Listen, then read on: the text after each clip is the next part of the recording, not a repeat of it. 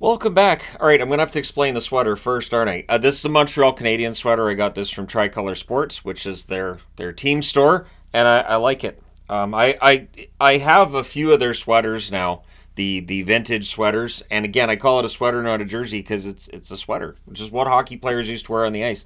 Wool, I would imagine at the end of a game you could wring it out and just sweat all over the place. Anyways, there's an image if you're eating lunch. I apologize. But at any rate, we're going to start off talking about the Vancouver Canucks. Quinn Hughes last night, with his 322nd point on the blue line for Vancouver, passes Jyrki Lumme and Dennis Kearns, which shows just how remarkable Quinn Hughes has been that he's done it this quickly. Edler is the all-time leader on the blue line in points for Vancouver with 409. Oland, 325. So he's only three away from Matthias Oland, who was a good offensive defenseman, but Hughes is elite at a level the Canucks have never had on the blue line before. And so, he should pass Edler on the all-time list towards the end of next season, I would think, barring injury, right? So Hughes is playing really well. He played the end of that game. I think it was the last 357 he played, something like that. Playing well. And against a team that was employing the 1-3-1. I've never been a fan of the 1-3-1. I've seen a lot of it's exciting if it's the team you root for. It's not. Boston's played the 1-3-1 at points this year. I didn't enjoy it when Boston was playing that way either. That's why I was saying in a lot of the reviews that game looked like it was being played in porridge because just there was nothing going on. There was no room. And, I mean, it makes it easier for me to take notes. It makes it easier for me to, too, like, okay, I can scroll away from this game and go watch a different one because nothing's going to happen over here. But, I don't find it exciting on any level. Never have. I've always been anti-trap hockey. So, I think I need to take a look because it feels like the scoring in the NHL hit a real high last year and it started to slowly come down. But I need to look at trends and I'll do a video on that soon, I would think. John Tortorella. Tortorella was asked after Felix Sandstrom had a rough night the other night about Sandstrom's play, and he just gave non-responsive, like these kinds of gestures. And he understood after that looked bad. That looked like he was kind of throwing Sandstrom under the bus, like, what do you want me to say? He was crap out there.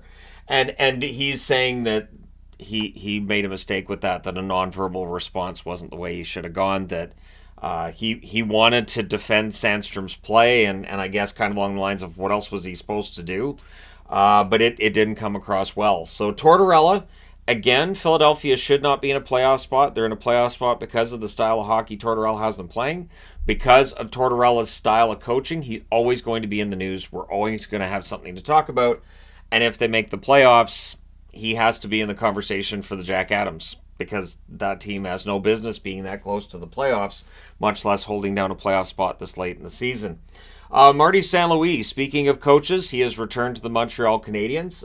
It turns out, and he had left for family reasons. What happened is that his son had complications from a hockey-related injury, so he was in the hospital. There were complications. St. Louis wanted to be with his son, and his son has since stabilized, so he's returned to the team, so his son's poised to make a full recovery. And so Marty's going to be back behind the bench for Montreal. Good for Marty. Good to hear that it's good news. Very often when players leave or coaches leave a team for family-related news, it may not be great news in the end. So I'm always happy when somebody comes back and goes, you know what? We had a happy ending here. So that's good.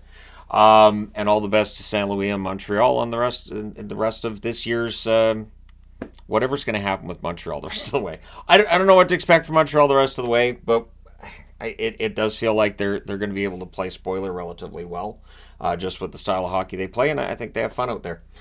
For the Florida Panthers, they're going to get a little healthier tonight. Florida's had some speed bumps recently when it comes to their run. Barkov and Forsling returning should make a huge difference for them.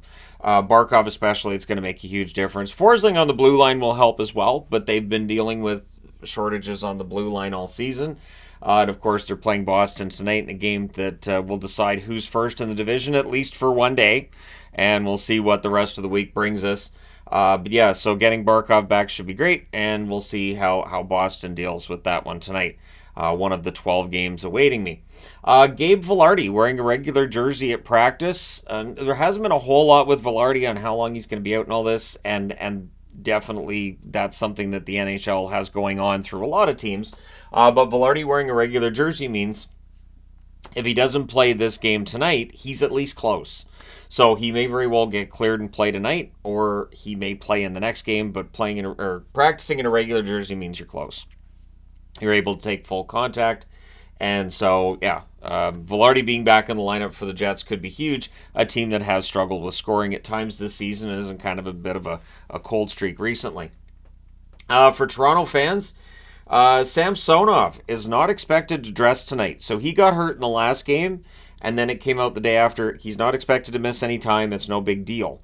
It looked like a knee or groin, maybe a strained ligament, the way that he left that game. But Edmondson won't play tonight against the Devils, and Morgan Riley's considered to be a game-time decision. So Woll and Jones will be the goalies who dress. And this, again, lends itself to what we've seen this year in the NHL. And I do wonder if what's been an outlier is going to become a trend. Are we going to see more teams going with 3 goaltenders? Because you never know when one might get hurt. There are a number of teams that are still carrying 3 goaltenders. Yes, it's due to injury in some cases, but it definitely seems like that's been a smart move by some teams, including Toronto. So, we'll see if that catches on next year, what the plan is. I know there were discussions at the GM meetings about potentially changing the e-bug setup, although it wasn't nearly as heated as last year, which makes sense because we haven't really seen the e-bug come into it this year. Couple of very small appearances, but nothing major. So, we'll see what happens with the Leafs from here. Jack Quinn has been out for the Buffalo Sabres for a while, lower body injury, but he's a full participant at practice as well. So it definitely looks like Quinn is going to be returning to the lineup for the Buffalo Sabres, perhaps in their next game. Buffalo, of course, right now dealing with another lost season. They haven't made the playoffs in a very long time, and patience has worn thin in Buffalo. I would say 2 years ago, the patience really kind of just ended in Buffalo, and so we'll see whether or not they can cobble together a decent record from here, end up finishing above 500 again, back-to-back seasons for the first time since 2013. Just something positive for Buffalo. Anything positive for Buffalo, right? Eriksson Ek and Brodin, both at practice for the Minnesota Wild. Not an indication necessarily that they're going to play, but they're both at practice. What would you like? You are just... She's jumping on my leg, and she's trying to get my attention, so I'll pick her up. Eriksson Ek and Brodin both being at practice for the Minnesota Wild. Eriksson Ek's been out for 5 games. Brodin's missed the last 2. They definitely miss Brodin when he's not in the lineup. Not that they don't miss Eriksson Ek as well, but it feels like Brodin on the blue line is really the linchpin back there for them. And, of course, they've been without Spurgeon as well. So... the Minnesota Wild are still technically in the running for a playoff spot, but it feels like Vegas' win last night might be not necessarily the death knell for their season, but it's definitely looking like Minnesota's probably not going to make the playoffs. Scott Mayfield, lower body injury, was supposed to be out 4 to 6 weeks. That's changed. He's had season-ending surgery. So he's expected to be healthy in time for next season in October. I don't know what you want, Bunny Rabbit. I'm not sure what you want. Do you want a treat? Okay, so then I can do the rest of the video? Okay, there you go. All right, that seems to make her happy. She just wanted something to eat. It's not like she doesn't have food and hay and everything else, but she wants treats. Mayfield, so he's going to be healthy for next season. Mayfield's had a bit of an up and down season, so hopefully he's healthy, comes back next year, and everything's good. He's in the first year of a 7-year contract, too, so... definitely want him to be healthy for next season. So the NHL's Stanley Cup playoffs have been bumped up to April 20th. They've been advertising this for weeks. The original plan was to start the playoffs on the 22nd, so I was looking forward to having a few days of hanging out with the family. There were Abbotsford games I was going to be able to go to. They've moved the playoff start date up till the 20th. Well, the regular season doesn't end until the 18th, so it throws off my ability to go to those games in Abbotsford. But it does mean that the latest date that the Stanley Cup could be awarded still June 24th, which just feels like is late. And I always see why don't they move it up. I'm right there with you. I think that the NHL's regular season should start the last week of September. So as soon as you get to fall, then you start the NHL's regular season. You could have the Stanley Cup awarded by, June the 1st. And then you have a few weeks before the draft. You have a full month before free agency. I just feel like that would be a better schedule. It doesn't feel like the NHL is going to do that.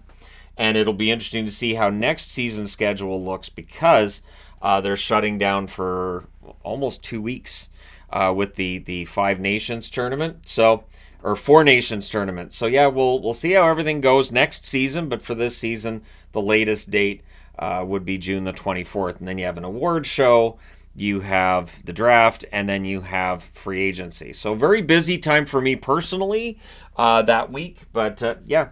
So June the 24th would be the latest date. I hope it gets awarded before that. I do. That seems kind of late, and then you're getting into like really hot weather in certain parts of North America.